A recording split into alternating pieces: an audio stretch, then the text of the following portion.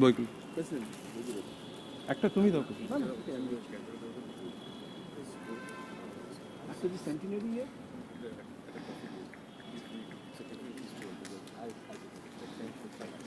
May I now request Mr. Prashanto Datta to present Swamiji with some Angobastram and a fruit basket.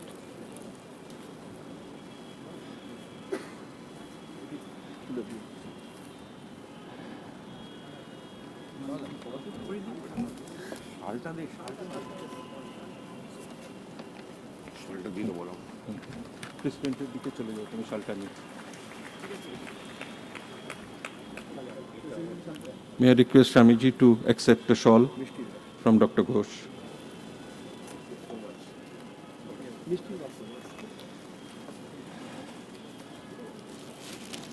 Everything remains incomplete without the seal.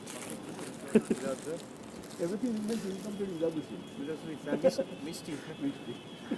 Everything remains incomplete without Mishti.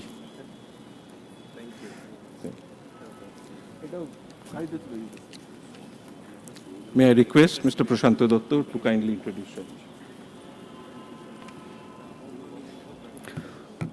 Thank you, Pradeep. Thanks to the President for giving me the opportunity to introduce Swami Sarvapriyananda ji. It's a pleasant work for me. Good evening, everybody.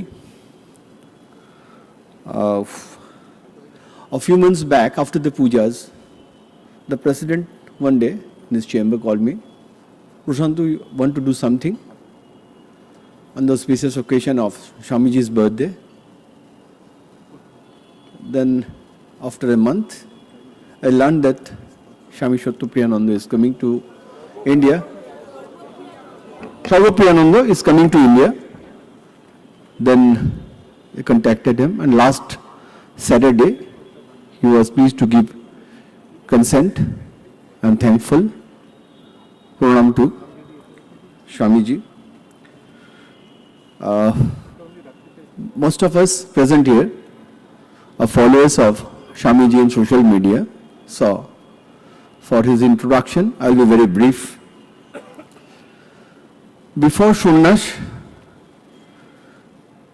Swamiji was born in Kolkata, and thereafter completed his education in Bhubaneswar. He was a managing graduate from XIMB Bhubaneswar. Swamiji joined Ramakrishna Order, Sri Ramakrishna Order in 1994. Then after that he went for further studies in Harvard.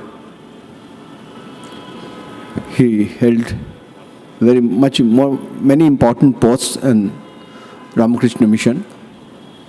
He was in San Francisco, assistant in charge of Vedanta. Now, thereafter, in the training college in Belur, Howrah. Now he is in charge of Vedanta Mission, New York. He is, the Google say Swami Sarvapriyananda is a Hindu monk. I disagree. He is one of the most great philosopher of the modern age. Monk is not his only identity. So, it is a philosophy of life. Let us listen to his today's deliberation, Vedanta in daily life. Dhanyavad, namaskar.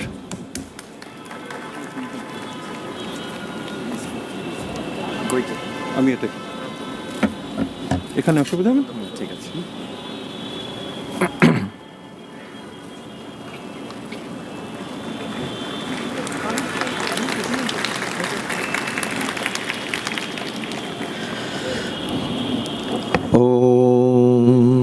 असतो मा सद्गमय तमसो मा ज्योतिर्गमय mrityurma amritam gamaya.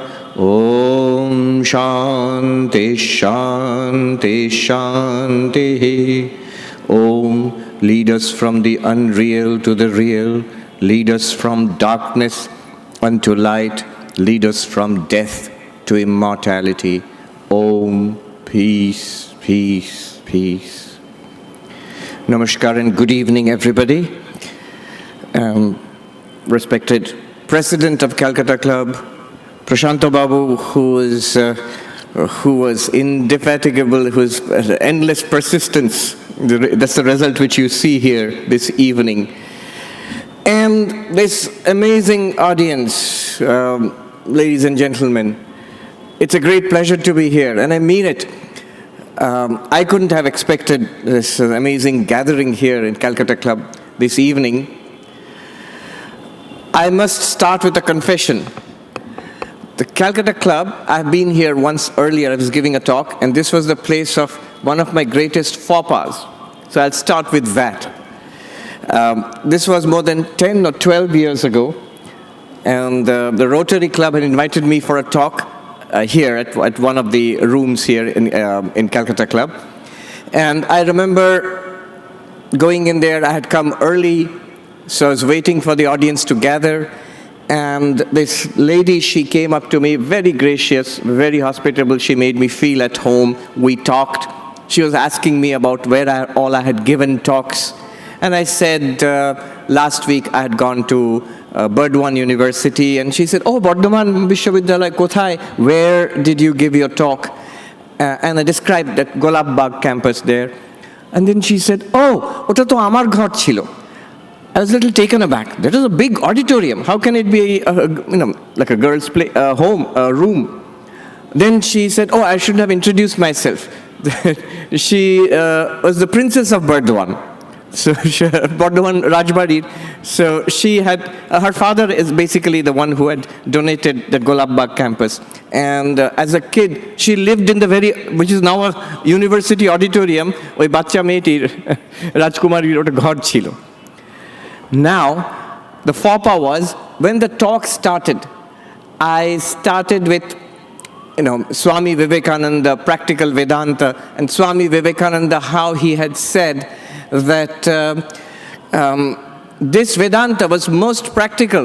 It was of interest to kings and emperors. If you go back to the Upanishads, Bhagavad Gita, Krishna, Arjuna, in the Upanishads, you go back to, King Janaka and others, Ajatashatru and others. So it was a philosophy which was considered to be of utmost practical use by kings and emperors, people with tremendous responsibilities, those who were extremely busy.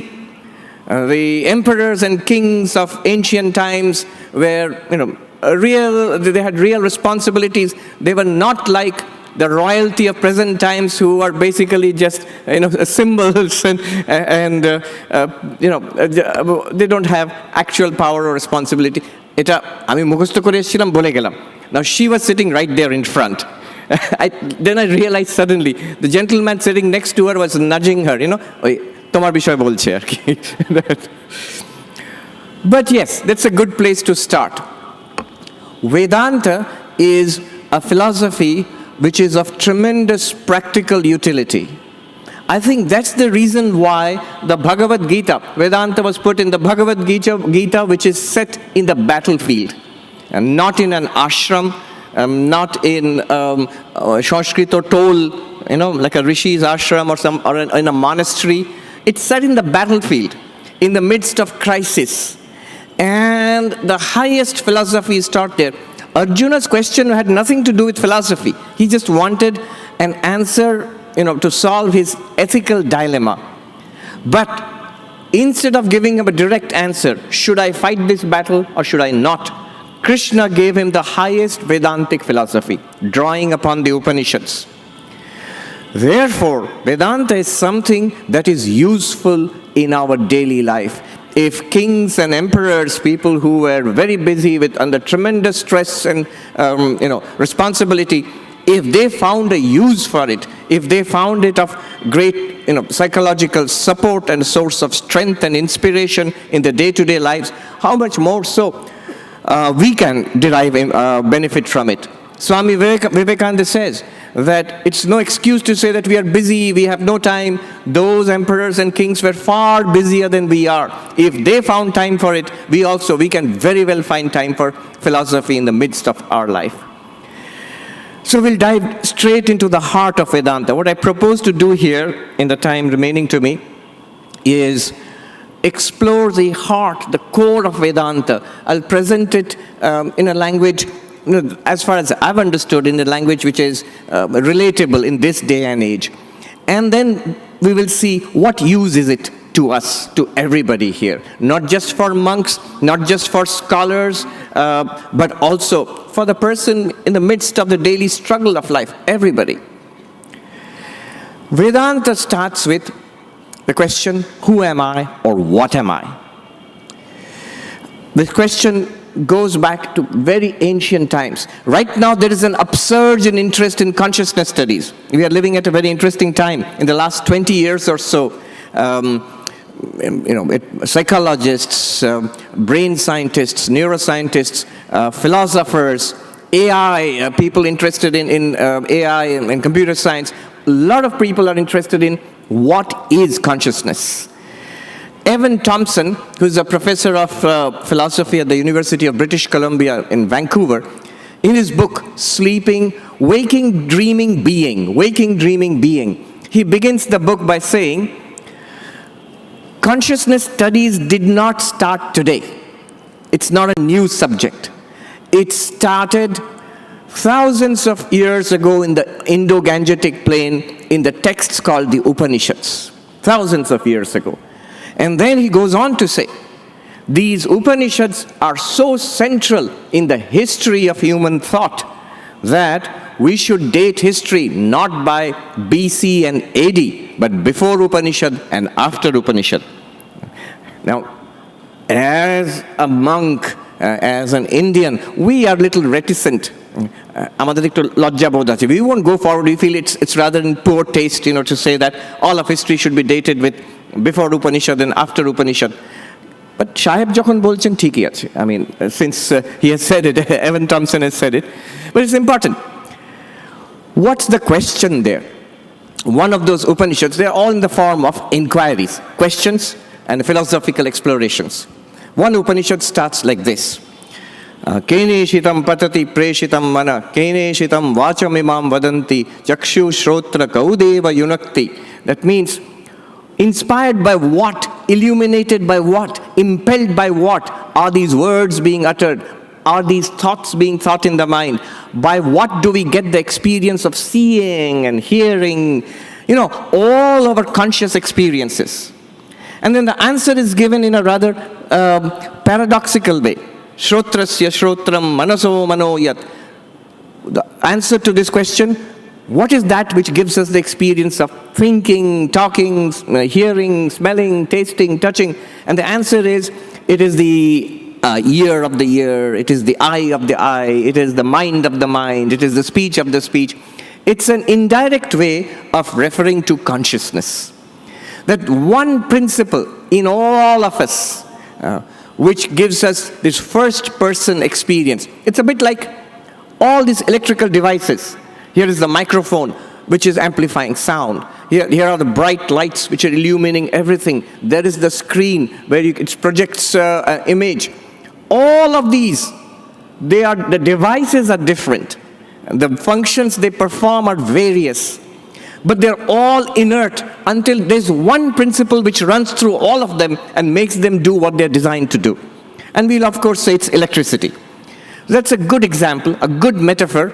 There is one principle behind all our conscious experiences, and that is consciousness. Call it consciousness, call it awareness. There are many, many words in Sanskrit for this principle. Chaitanya, Chetan, Chit, Sambit, Bodha, many, many words.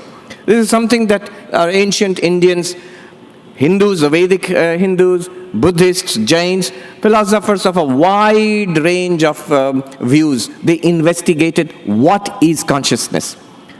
Centuries ago, millennia ago. Now, before we go on, let me deal with one possible question. Someone might say, "Ete boro kotha ki?" There is a brain. Nowadays we know the brain functions and it generates consciousness. That's it. Why make such a big deal out of it? There's nothing very philosophical or even less so spiritual about consciousness. So here we have to stop and think a little bit. I'd heard a talk by Marvin Minsky. He was a very famous mathematician with seminal contributions to information science. So in one place, he's a reductionist as far as consciousness is concerned. He says there is no mystery about consciousness. It is just that we don't understand seeing, hearing, smelling, tasting. We don't understand thinking, remembering, desiring. Then we put all of it in one basket and call it the problem of consciousness. But when we investigate these processes in depth, we will find some kind of physical basis for all of these things. So this idea, which might be called which is called materialist reductionism. Consciousness is nothing very great. It's just the brain and its activities. That's all. This idea is not new. Thousands of years ago, there were materialists in ancient India, the so-called Charvakas, who said, this Chaitanya, consciousness, how is it produced? And they gave an example which we today in India, especially in Bengal, can easily relate to. They said, when you chew a pan, and I can say pan here. I have to do a lot of work to explain what a pan is in the United States. But when you chew a pan, there's nothing red in the constituents of the pan. But when we chew it, then your tongue turns red, your lips turn red. So just as the components of the pan, which are not red, but upon being chewed, they produce a red color. Similarly, the physical components of the body, where there is no consciousness, but when they interact with each other, they produce this wonderful thing called consciousness. It's entirely physical. So this is the position of the Charvaka. And in principle, it's exactly the position of the materialist reductionist today. Is there anything special about consciousness? Well, I am here to tell you that there is. We live in a time, the last 20, 25 years, have been very amazing in this regard. First of all, this question of consciousness is very important. It's very, very important. It's because of this that you are able to hear what I am saying. That you're able to see me. I'm able to think and speak. All our personal experiences, our first-person experiences, what we call subjective experiences, basically our life itself, is because of consciousness. So what is consciousness is a big question. Is it just the brain, or is it something different? Is there something special about consciousness? Right now, we are living in an age, there is something called the hard problem of consciousness.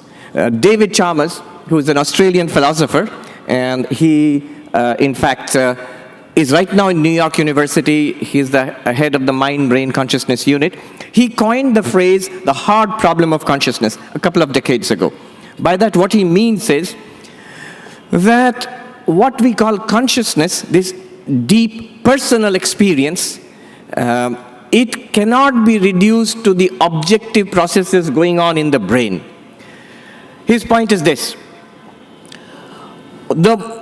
What we observe in the brain, as you go deeper with our latest imaging technologies, fMRI scans and all, when we observe what's going on in the brain, the last and the most precise, the subtlest thing we can detect are the subtle electrical activities going on in the neurons in the brain. Fine. So the final thing that you can detect with our instruments, the last objective thing that you can detect in the brain is some electrical activity going on in the neurons. How that electrical activity translates into our vivid first-person experience. You are seeing colors. You're hearing sound. We feel pain. We feel pleasure. We think. We imagine. We love. We hate. We remember. We fail to remember. We are awake. We dream. We sleep.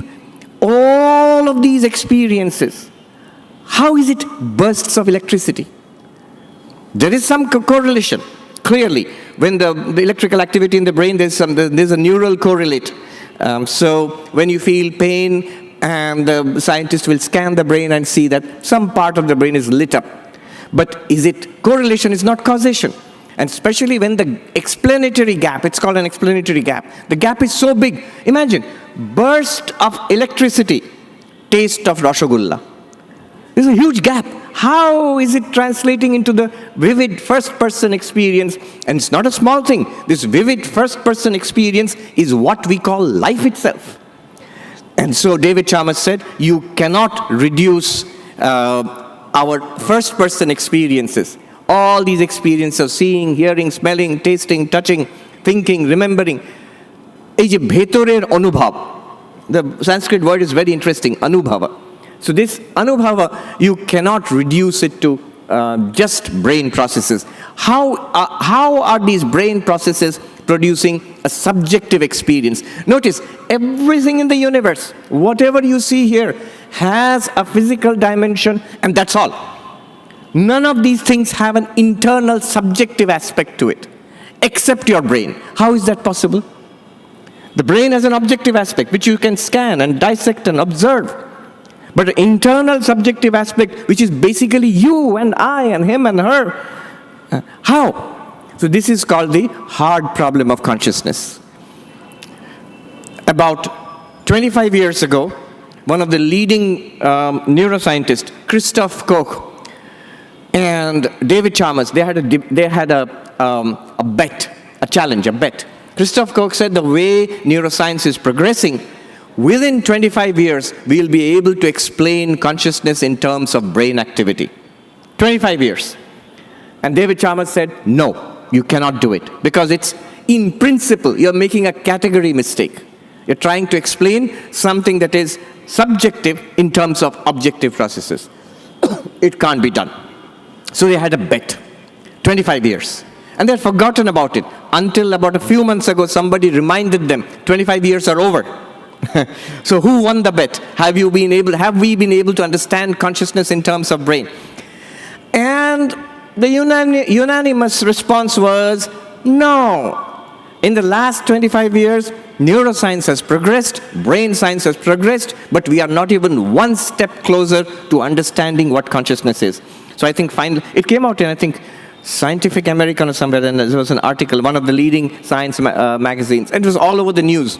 Finally, Christoph Koch had to admit defeat, and he handed over his, I think, a crate of champagne or something to David Chalmers. And they said, and finally he said, give us 25 years more.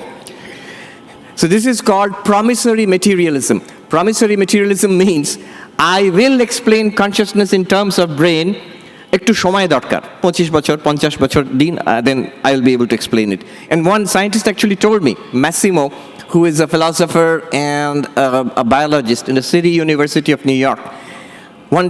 Once we were talking about this and in a philosophy seminar which he holds, and he said, look Swami, it's no big deal. Life was considered to be mysterious 100 years back, and we thought science can never explain life. But today, we are able to explain life down to its molecular level. And that's a good enough example, a good enough explanation. So we promise, 25 years later, 50 years later, we'll be able to explain consciousness in that way and give a physical explanation for consciousness. Now, I said to him, that's an error in principle. I'll tell you why it's an error in principle. I gave him the argument. You see, when you say, I will explain life in terms of at the basic molecular level, what we are basically doing is taking a very complex objective phenomenon and explaining it in terms of more fundamental, more basic objective phenomena. There is no problem in principle in doing that. It's hard in practice, but no problem in principle. But when you say, I am going to use objective phenomena, bursts of electricity in your brain, in the nervous system, in the neurons, to explain your subjective first-person experiences, there's a problem in principle. It's a category mistake. See, this thing becomes very clear from the Vedantic perspective. The perspective is this. What is consciousness from a Vedantic perspective? Whatever you can label as this, anidam chaitanyam, whatever you can label as this, that's an object, jado. This table, Therefore, it's an object. This shirt is an object. Even this body, it's an object. Even further, which is not understood in the philosophy of mind even today, there's a difference between mind and consciousness. Can we say this thought, this memory, this pleasure, this pain? We can say that. We do say it. In that case, even pleasure, pain, memory, thoughts, they are also jado, object. And they are not consciousness. They are objects of consciousness. Therefore, life explained in terms of molecular activity, jado explained in terms of jado. Fine. But if you want to explain consciousness in terms of electrical activity in the brain, you are trying to explain Chaitanya in terms of jado. No, there's a jump. Of course, you might say that did it make any impression on him, this argument? It didn't. It didn't elicit any response from him. It's not that easy. Anyway, so this is the background. We are right now, there are a number of thinkers in the West coming not at all from an Eastern philosophy perspective. They are not coming from a Buddhist perspective or an Upanishadic perspective, entirely from the perspective of neuroscience or philosophy of mind, and they are seriously doubting whether consciousness can ever be explained in terms of brain. So this is the hard problem of consciousness. Now, let's do a little bit of Vedantic inquiry. Actually see for ourselves what Vedanta says. Vedanta says that this consciousness, it is pervasive in our lives. When you see, you are conscious. When we hear, we are conscious. When we smell, taste, touch, we are conscious, we are aware. These are first-person experiences. What we see, hear, smell, taste, touch, that keeps changing. But one fact does not change. It requires consciousness to explain, to experience all of these things. Consciousness runs in and through all these experiences. The point here is the same question in the Kena Upanishad. What is that one thing which illumines our thinking, hearing, seeing, smelling, tasting, touching? In contrast it to Minsky's objection. It's not one thing. It's a basket of problems. You are thinking it's one thing. But here, the question in the Upanishad was it is one thing. And right now we are beginning to see that consciousness might be its own one thing, not a separate set of problems. So, when we see, hear, smell, taste, touch, whatever, we are conscious. When we think, we are clearly conscious. When we remember, we're conscious. When we fail to remember, tip of the tongue, we're conscious. When we desire something, we're conscious. When we hate, when we love, we are conscious. When we laugh and cry, we are conscious. All through our waking hours, consciousness runs in and through, and the claim is it is the same consciousness. What changes are the objects of experience. What changes are the thoughts in the mind. But consciousness illumines all of them, and it's that one unchanging consciousness. And not only in waking, when we fall asleep and we dream, in our dreams also, these are conscious experiences. What we experience changes. The dream, this waking world disappears and a dream world appears. But same consciousness runs through the waking and the dream, because first-person experience continues in waking and in dream.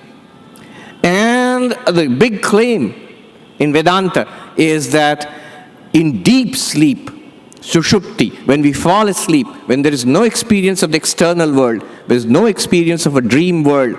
In fact, there is no experience of a separate experiencer. I am sleeping. Such kind of experience is not there. If you experience that, then you are not sleeping. And yet the utter blankness, the utter darkness of deep sleep, Vedanta claims that's also an experience.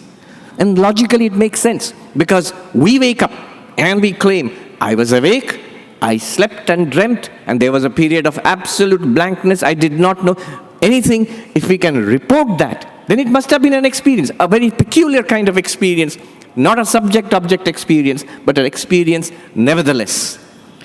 This one consciousness running through all of this, this is called the witness consciousness or Sakshi Chaitanya. So what? So what, one might say. Look at the applications of this Sakshi Chaitanya. All our problems, sources of pain and trouble and travail are in the world or in our relationships to the world, or in the body, or in the mind. I have a pain.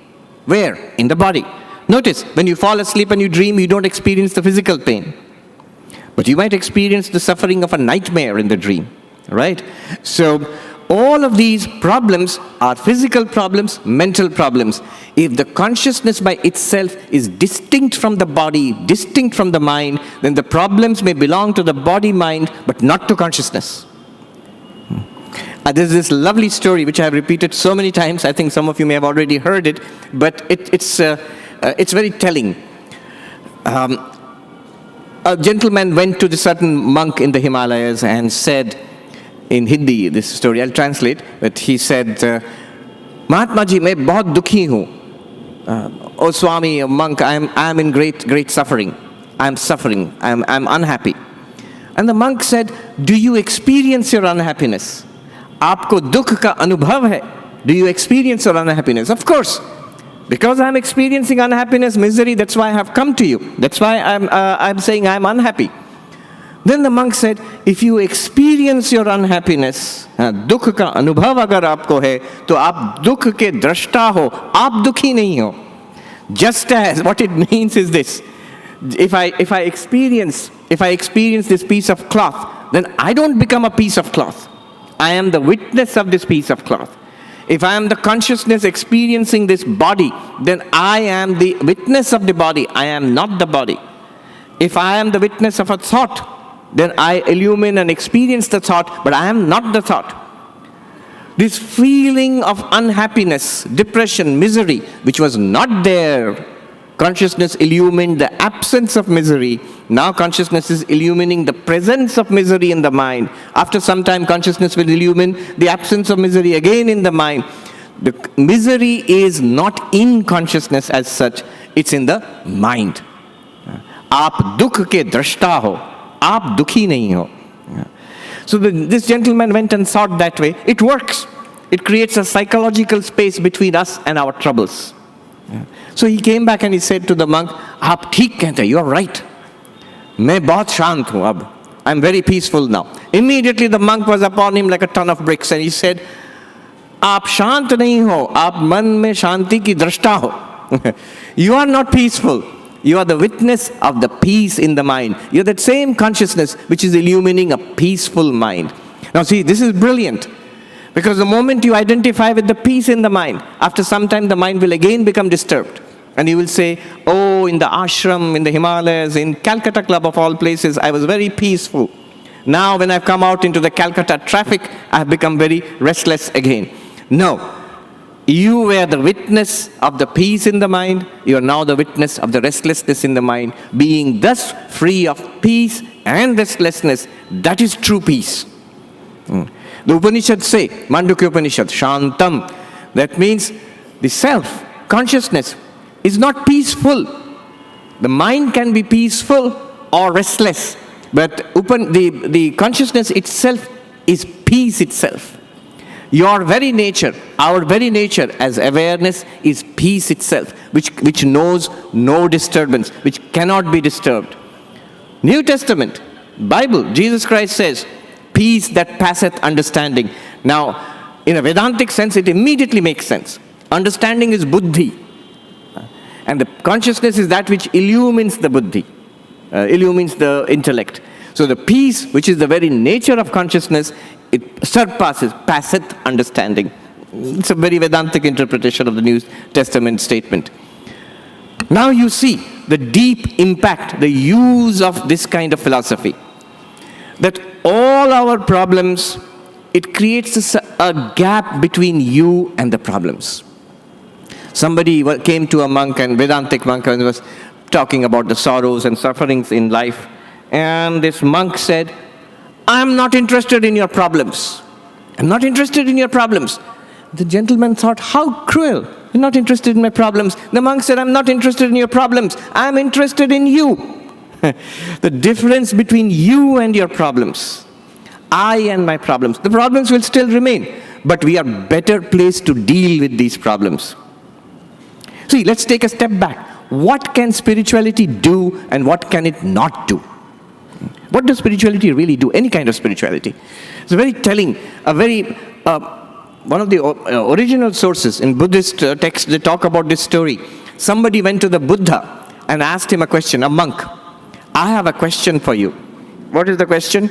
You taught us there is suffering. You remember the Buddhas, how he became the Buddha? He saw an old man and a sick man and a dead body. Old age, disease, death. And these are forms, major forms of sorrow.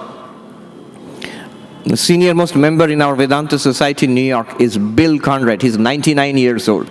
And he often says to me, Swami, old age is not for sissies. So you have to be really a tough person to withstand old age. So old age, disease, death, these are sorrow. The Buddha said, yes. And you said there is a freedom from sorrow. And you have found that freedom from sorrow. Nirvana, you have found it. Yes, what is your question? But I see, and we are also trying to follow your teachings. We are trying to be free of sorrow. But we are all getting older. Old age is still there.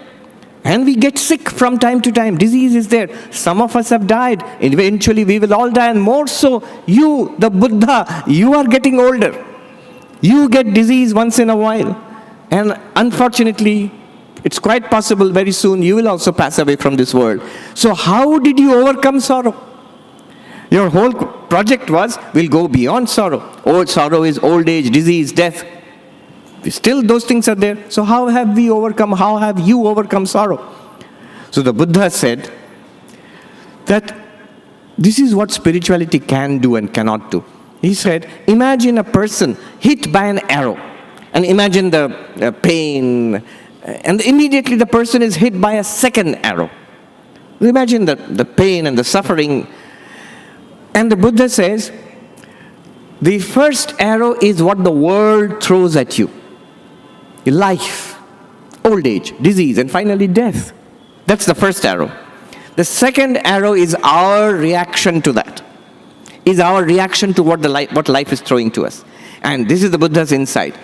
Most of our suffering, not all, most of our suffering is caused by the second arrow. Any doctor, and there are so many doctors among you, any doctor will tell you straight away, yeah, that's right, we have seen patients, some with terminal illness, and they handle it with calmness and dignity and strength. And we have seen patients who don't have such a serious problem, but they bring the house down, and they are unhappy, nothing satisfies them, they're scared, they're terrified. Who is suffering more? It's the second one. The actual cause of suffering is not all that important. It's our reaction to that suffering which is important. And the Buddha said, what I teach you will remove the pain from the second arrow. It will change our response to life. The first arrow, the Buddha said, I cannot do anything about that. Everybody will get older, everybody will get sick sometime or the other, and everybody, the body will die. But this knowledge is going to save you from suffering. Most of suffering is due to the second arrow. Now you see, in a deep philosophical sense, if I'm able to appreciate myself not as a physical creature, a body, not just as a mental creature, a person, a mind, but also just as this illumining awareness with a mind and a body. From that fortress of awareness, I can look upon the vicissitudes of life, the ups and downs of life, and I can play my role there. I was just reading, if you are enlightened, how does an enlightened person deal with life? A text from the Yoga Vasishta, this morning I was reading. It says that the enlightened one is not concerned about the past, with no regret for the past and no anxiety for the future, deals with the present. Hasan Neva, very nicely put, with a gentle smile. Deals with the present with a gentle smile. Hasan Neva, whatever is presented to you at this moment, no anxiety for the future, no regrets for the past. I saw a cartoon once, how do we live our lives? It's like one of those slapstick Charlie Chaplin movies. This person is constantly slipping on a banana peel, falling backwards or falling forwards. And that's funny, but that's what we are doing. We continuously keep falling backwards into reminiscence, those were the days. This is a song also, those were the days. Those were the days. Or with regret, why did I do that? Why did I say that? Why did I not do that? And with anxiety for the future, expectation or anxiety for the future. We are continuously either falling forwards or falling backwards. The enlightened one is centered in one's nature as pure awareness, and then deals with the world as it happens, as we go through life. This is not yet Vedanta. There's one more step before I'm done. I'll quickly pass over it. See, what we did now, technically speaking, those who are trained in philosophy, you will recognize it as something called Sankhya. This distinction between consciousness and the rest of the universe. So I am this witness consciousness, and there is this mind and the body and the universe. And these two are distinct. But Advaita Vedanta takes a further step forward and asks this question. Oh, by the way, before we take that step forward, David Chalmers, who talks about the irreducibility of consciousness, that consciousness is a fundamental part of this universe, and not just Chalmers. I've met a number of people who do that now. Some are philosophers, some are scientists. Donald Hoffman is one of them, a cognitive scientist from, I think, UC Riverside in California. There are a number of them. So David Chalmers talks about panpsychism, that consciousness is not produced by the brain, but rather consciousness is a fundamental feature of this universe. It is most manifest in living brains, but it's there everywhere. And I was just thinking, what David Chalmers is saying in the 21st century here, in New York, and in today's world. Kapila, Swami Vivekananda called Kapil Muni, Kapila, the first philosopher of the human race. Thousands of years ago, Kapila said there are two realities in this universe, matter and consciousness. Prakriti, Purusha. Prakriti is all of nature, and Purusha is consciousness. Purusha does not mean male here, it means consciousness. So we are all a combination of Prakriti and Purusha. Our bodies and minds are Prakriti, and consciousness is Purusha. This is exactly what in the 21st century now in NYU, David Chalmers and some others are proposing. But Advaita Vedanta goes further. It says, what is the relationship between this material universe and you, the consciousness? Remember, the materialist is also a monist of a kind. The materialist seeks to reduce consciousness to matter. That seeks to explain how brain is producing consciousness. And therefore, ultimately, fundamental reality is matter only. Is a material universe. So this is what the materialist is trying to do. The Advaitin, the Vedantin is doing exactly the opposite. The Vedantin says consciousness is fundamental, and what we call material is an appearance in consciousness. That does not change what we experience in the world. Once you realize fundamental reality is consciousness, and you are that fundamental reality, this is basically the Upanishadic equation, Tattvamasi, you are that, or the realization, Aham Brahmasmi, I am this limitless consciousness in which bodies and minds and this external world is experienced. And it does not change the fact that science is real and it can work. Every human endeavor is entirely worthwhile and it will all work. But the fundamental reality is consciousness, and we are that fundamental reality. It dramatically changes your position in the universe. Otherwise, let me just say, what is at stake here? Suppose the Vedantic view is not right. Suppose the materialist reductionist view is right. Then what is at stake? There is a physicist, Sean Carroll. He is a physicist at Caltech. I met him a couple of times, but I saw this. What I'm saying is a talk, is a debate between him and Alan Wallace, who's a Buddhist, a professor of Buddhism, Tibetan Buddhism, and teacher also. So Sean Carroll said there, he's a reductionist, materialist. He said, our worldview is, yes, physicists cannot explain politics or psychology or economics, and we do not understand those systems too well. But what we do know, atoms, subatomic particles, quarks, maybe even superstrings. And there are patches in physics which are still not explained, which are still not understood. But his basic claim is this, and very important claim is this. We already know enough. When we will solve the remaining gaps in physics, the big picture will not be changed. We already know enough. And what we know tells us, for example, there can be nothing after death. Yeah. Physical death of the body is the end. Nothing continues after death. Now, if nothing continues after death, then one thing I can say, all the religions of the world will fall flat, because they all are predicated on something existing after continuity after death. So this is what is at stake. Our sense of who or what we are. From the Vedantic perspective, it has the beauty. So why should we at all, accept the Vedantic perspective and not the scientific and the present materialist reductionist perspective? The present reductionist materialist perspective cannot explain consciousness because of the hard problem of consciousness. And this is a problem coming from their side. I had this interesting exchange with Deepak Chopra once. I had a dialogue with him in New York. And he said to me, not in the dialogue, in the green room, Swami ji, ये सब हमारे theory लेके चला रहे हैं, कोई credit नहीं देता है हम लोगों को. So all these, physicists and philosophers, they're using our philosophies and they're not giving us credit. I said, Deepak ji, that's wonderful. If somebody talks about the irreducibility of consciousness and says, I have not got it from Upanishads, I have not got it from the Dalai Lama, I have got it from my entirely Western philosophy of mind. This is where we have come to.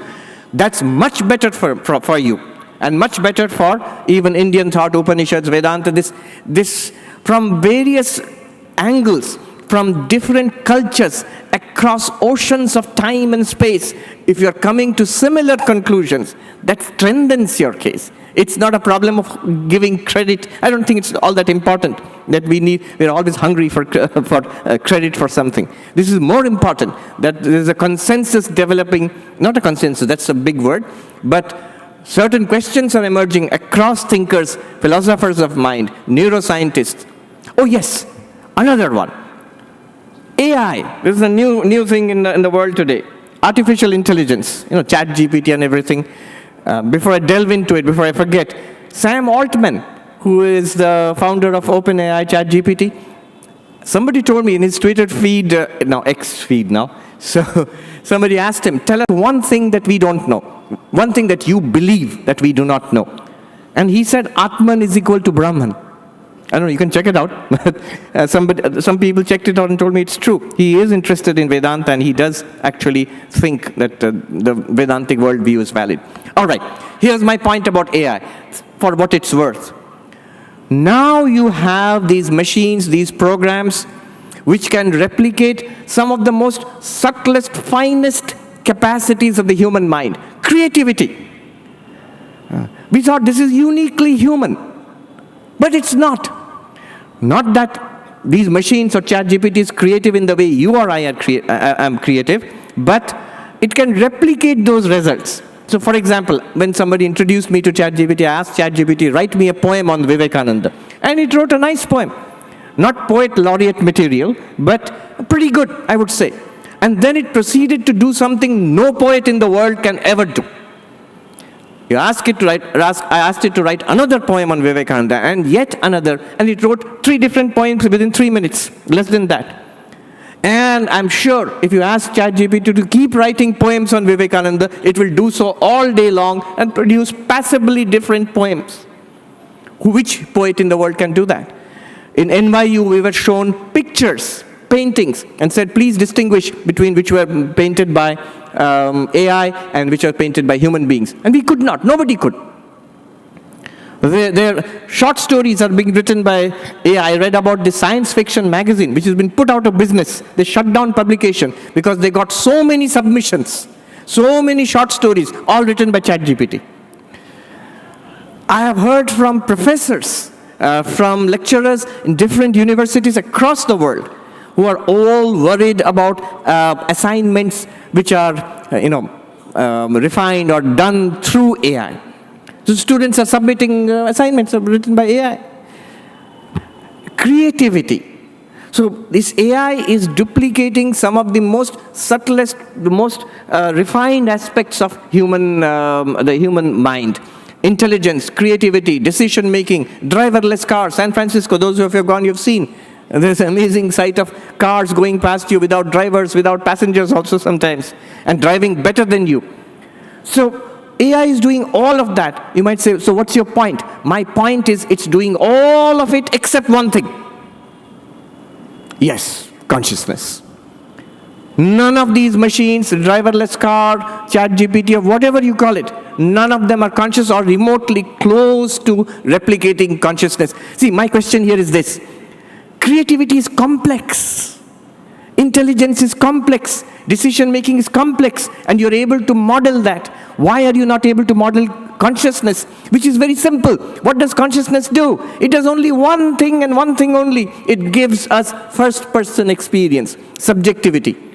Why do none of these machines, why do none of these AI-powered robots, cars, none of them have any kind of subjectivity, consciousness? You might say, how do you know? I don't know. Ask the experts. Ask the people in Silicon Valley, in Google. Is your AI, is your machine, your robot, is it conscious? And they will immediately tell you, of course not. Have you programmed it to be conscious? Of course not. Not only of course not, those programmers will tell you, we have no idea where to start. We have absolutely no idea. We can model memory and intelligence and creativity, but not consciousness. Why not? This is my question. So there is something in principle different about consciousness, and this tallies very well. Why with Vedantic, Buddhist theories of the mind, Sankhyan theory of the mind, that mind is also object. Whatever you can categorize as this is an object. This thought, object. And therefore, it is no surprise that AI can model it. This creative poem, this, no surprise that AI can model it. But the pure subject which experiences, that's not this. It cannot be indicated by this. So Vedanta says this entire material order is an appearance in consciousness, like a dream in consciousness. But remember, dream, don't push the metaphor too far. It's not false in the sense of an illusion. Science will continue to work. All our human endeavors are entirely valid. But you are fundamental to this universe. Our place in the universe is not, like a little bit of speck of matter, a whirlpool of matter existing for a blink in the ocean of time and gone. No. Vedanta says the glory of the human spirit, not as a person, but as pure consciousness, is immeasurable. It's the fundamental reality of this universe. Now, some practical applications, and then I'm done. The next few minutes I've got. What does this mean for our lives? Vedanta is manifested at different levels. One would be, for example, ethics. Why should I be good to others? This whole question of the foundation for ethics. Goodness, truth, taking care of others, selfless. Vivekananda puts it in a dramatic way, rhetorically. He asks, why should I not cut the throat of my neighbor if it is to my benefit? And the answer from a Vedantic perspective is, it is this oneness of all existence, that this one consciousness in which this entire material order and our bodies and personalities manifest, play around and disappear. Ashtavakra sings, Mai ananta mahambodau ascharyam jiva vichaya Udyanti, gnanti, khelanti, pravishanti, swabhavata. In me, the limitless ocean of consciousness, amazing are these sentient beings who arise as waves, play around, clash with each other. I remember one monk teaching us in the Himalayas this particular verse. He says, all the sentient beings arise in the ocean of consciousness, play around. Khelanti, he translated as, I love you, I love you. Gnanti, they clash with each other. I'm going to divorce you, I'm going to divorce you. And then finally what happens? Pravishanti. They again cease back into that ocean of consciousness. What we call death, of the individual death. So this is the Vedantic perspective. Upon this oneness is based ethics. The one common principle in all the religions of the world, it's called the golden rule, that you should treat others as you expect them to treat you. Bhagavad Gita says that yogi is the greatest who sees all other beings as the self, who behaves the same to all other beings. Samam pashyan hi sarvatra samavasthitam ishwaram, seeing the same divinity everywhere. and that yogi is supposed to be the highest. Treat others as you would expect them to treat you. New York, in the United Nations headquarters, on the 3rd floor, this is inscribed, the golden rule in all religions. That treating others as you would expect them to treat you. But the question might arise, what is the ground for that? I will treat myself well and I expect good treatment for myself. I may treat others shabbily. Why not? The answer is here in Vedanta, that because the other is not another. You and the other are one consciousness. Whether one accepts it or not, whether one understands it or not, whether one is interested or not, you are that one consciousness. I still remember, it echoes in my ears, a monk in the high Himalayas, Gangotri, saying this. Tum jano ya na jano, tum mano ya na mano, tum hi Ram. Whether you know it or you do not know it, whether you accept it or you do not accept it, you are Rama, you are God. You are this, in the sense of this one consciousness. This is the ground for ethics. Some of you, I know there are some who are experts in this, and you know what a deep, deep question this is, that what is the basis for ethics? And philosophers have been struggling through the centuries for this. So here is one answer. Vedanta puts forth this answer, this underlying oneness, and this oneness is not something stipulated by dogma or doctrine. This oneness is not something that you're supposed to believe in. It's something that's open for investigation and your discovery. Let me tell you, this Vedantic spirituality, how is it unique and different from other kinds of spirituality? There's one kind of spirituality which is faith-based. Vishwash, faith-based. And most people think religion is Vishwash, faith. In fact, in the United States, they don't even say religion. They say, what's your faith? But here in India, we know that religion can be of different kinds. Not all religions are faith-based. For example, Buddhism. It's not exactly a faith-based religion in that sense. So one kind of religion is God exists. You must have faith in God. If you ask why, no, our scriptures tell us so. It's stipulated by dogma and doctrine. God exists. Vishwash.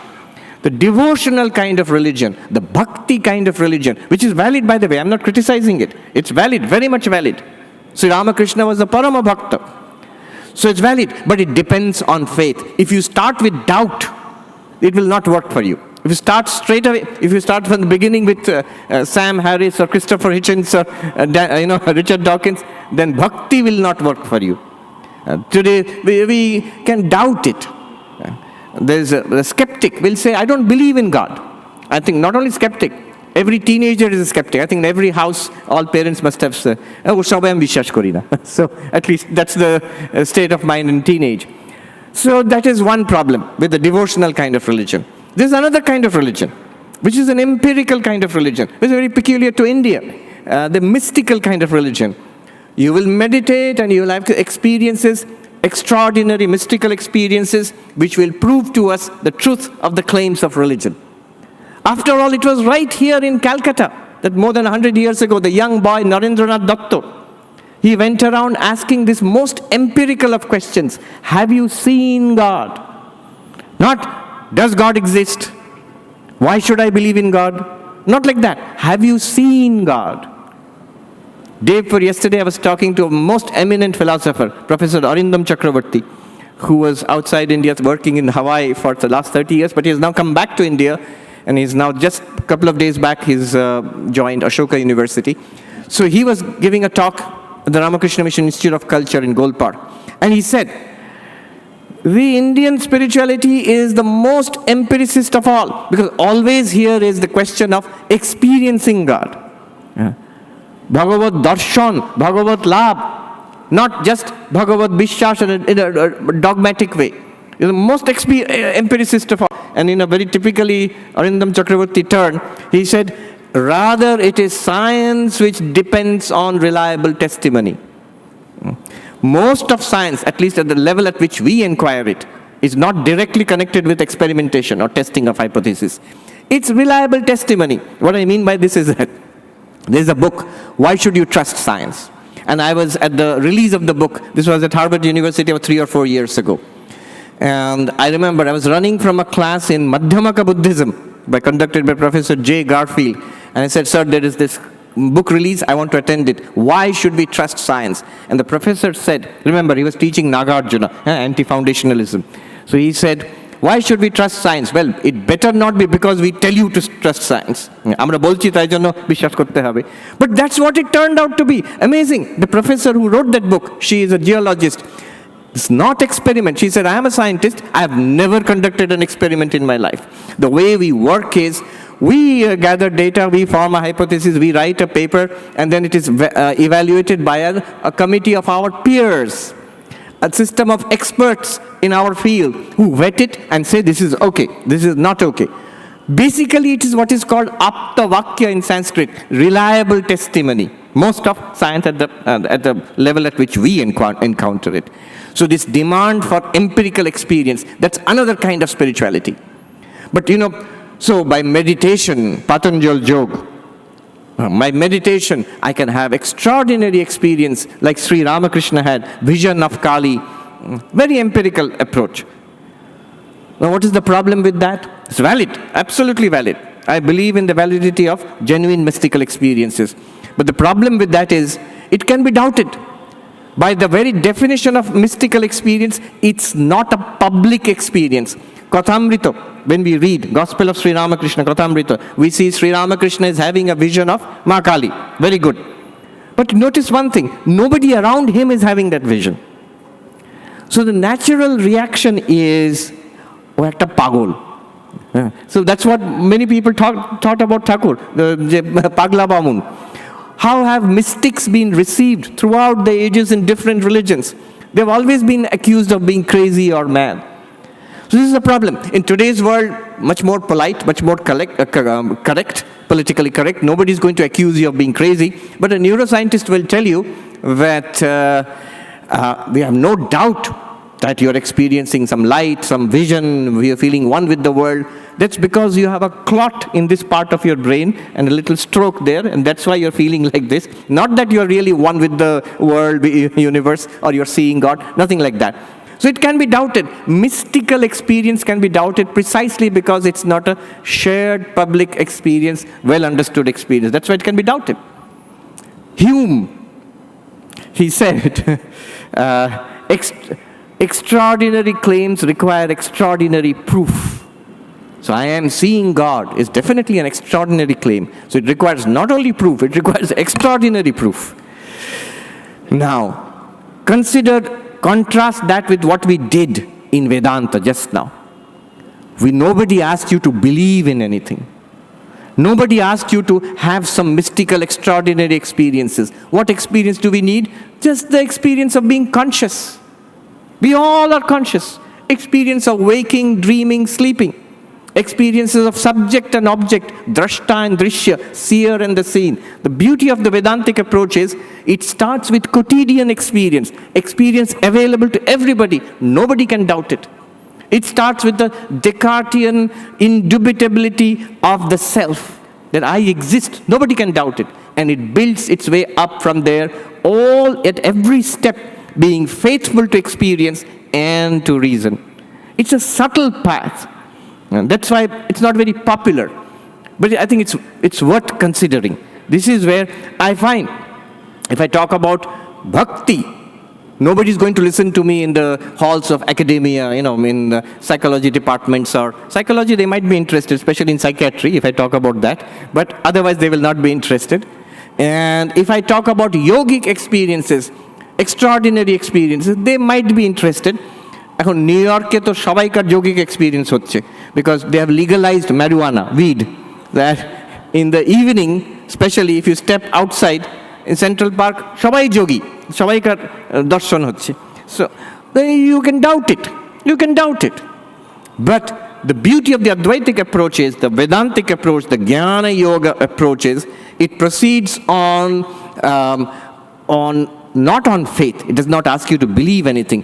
On experience, on publicly available common experience, and on the basis of knowledge, not belief. These are the advantages. And it says the truth we are looking for is available right now, right here, all the time, and it is you. You are that.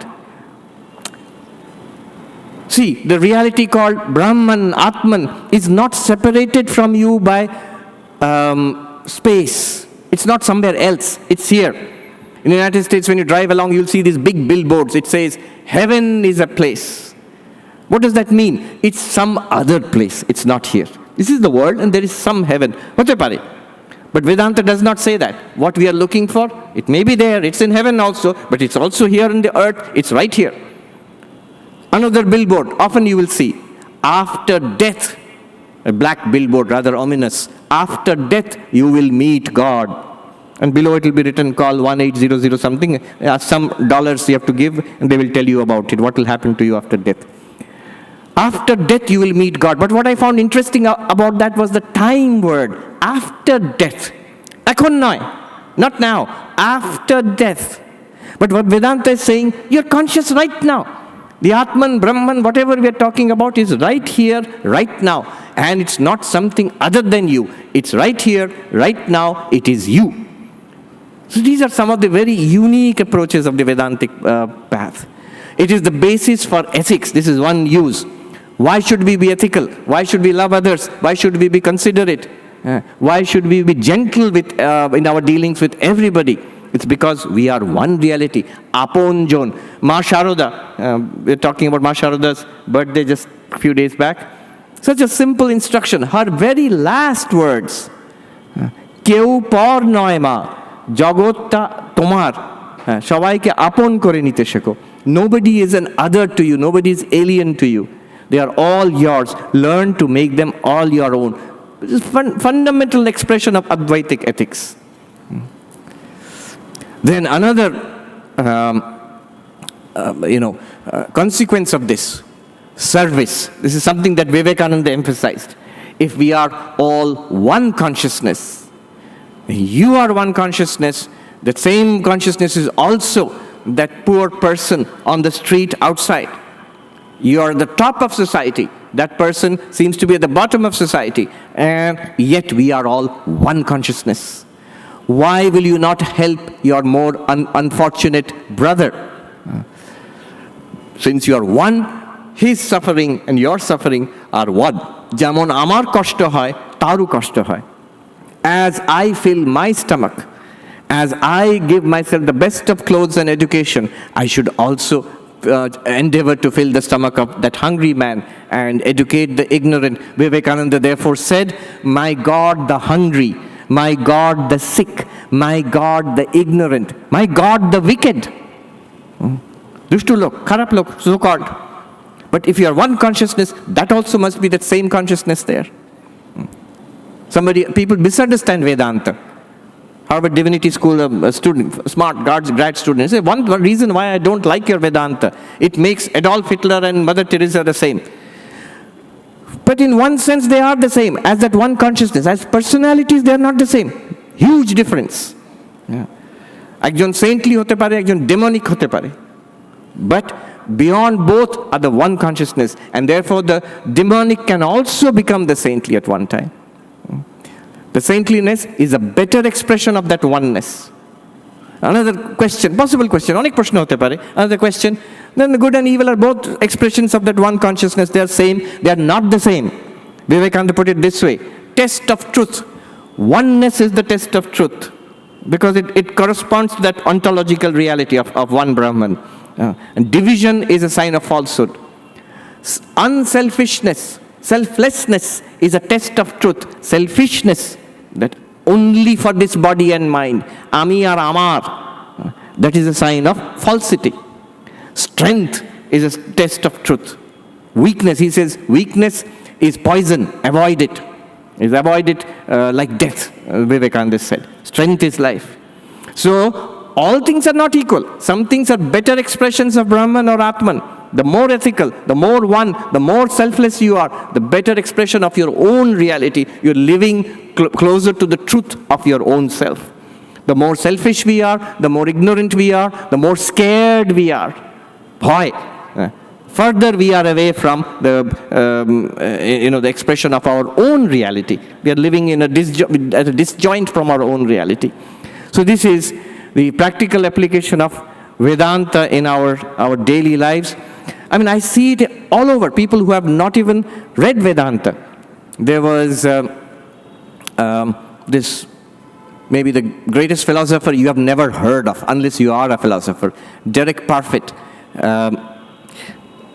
So I was reading, there's a nice new biography of Derek Parfit. He was I think, Oxford philosopher probably. And he worked in ethics.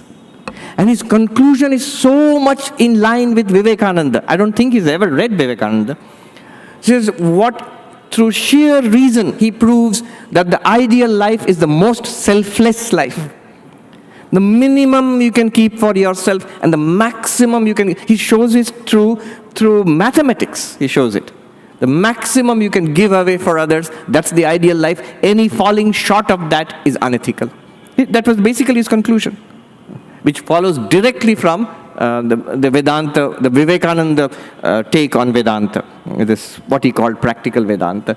I have run out of time completely, so I must once again express my gratitude to the administration of the Calcutta Club and all its members and all the guests here. Thank you so much. Thanks so much. Bhalo thakben shobai, shantite anonde thakben. Thank you.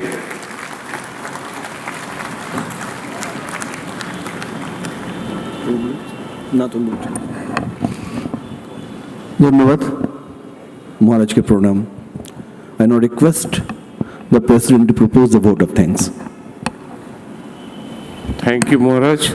It's mesmerized. We are absolutely, by your wonderful eloquence and knowledge and everything together, put together, it's a once-in-a-lifetime experience for me at least. Thank you so much. I have to thank a lot of people, but as Maharaj said, there are certain, when we contemplated this program, some of the people who I must admit, one is our decorator, Ajoy. He said, sir, he's coming, I'll give you all the chairs and all this free. He has done that. Next to Ajoy was Savorites, our caterer, Shushanto. He's providing tea for everyone free. Next is our man, Devashish, the IT person, and Indrajit. When they heard that you were coming, they were so excited, they said that every day we'll put in our WhatsApp group and in our message. They are never so active, I'll tell you, for the other jobs. So this is the thing, and all my staff, Dravid, everyone, the CEO, everyone, you see the amount of enthusiasm these guys have. So this is the thing what you have brought instilled to us. This is the thing which you have instilled to us, and we are ever grateful for you, sir. Sir, you have instilled a sense of enlightenment in our hearts, which is so important in our rustic daily life today. So thank you very much, and thank you all, and I thank my club for everything. I thank Dr. Gaudamur Das, please, thank you so much for helping us. So have a safe trip back home. The cup of tea is ready.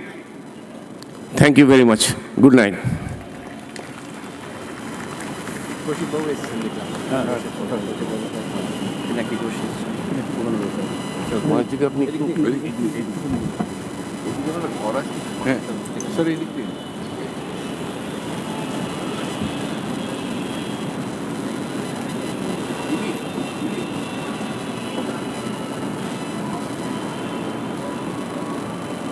Paulo.